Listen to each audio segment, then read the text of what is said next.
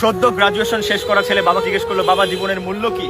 আর বাবা জীবনের মূল্য বোঝানোর জন্য ছোট্ট একটা পাথর দিয়ে বললো, যাও কোনো একটা দোকানে যেয়ে জিজ্ঞেস করো পাথরের মূল্য কি। ছেলে নিয়ে গেল সবজির দোকানে, পাথরের মূল্য বললো 2 ব্যাগ সবজি।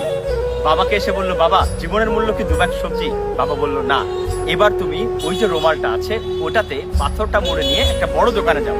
ছেলে একটা বড় দোকানে যাওয়ার পর দোকানদার দেখে শুনে বলল, তুমি এটা দিয়ে সর্বোচ্চ 2 বস্তা চাল পেতে পারো।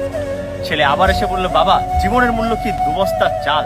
বাবা বলল, আমাদের যে মখমলের কাপড়টা আছে ওটাতে মুড়ে এবার পাথরটা নিয়ে কোনো একটা ভালো দোকানে যাও।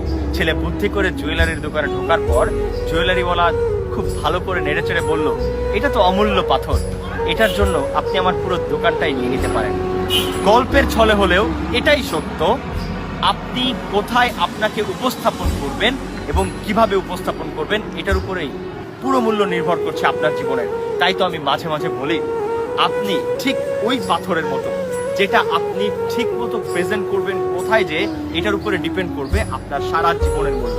হয়তোবা আপনি এখনো সাকসেস হননি আপনার ভাষায়, অথবা সাকসেস জার্নিতে আছেন, কিন্তু আপনি যদি নির্দিষ্ট কিছু মানুষের সাথে মিশে নিজেকে ঠিকভাবে উপস্থাপন করতে পারেন, প্রবাদের মতো your network is your network, কার সাথে ঘুরছি, কারা আমার আশপাশে আছে, এগুলো বিচার করে যদি আমি আপনি সঠিকভাবে নিজেকে উপস্থাপন করতে পারি, পাথরের চেয়েও অমূল্য হবে আমার আপনার জীবন।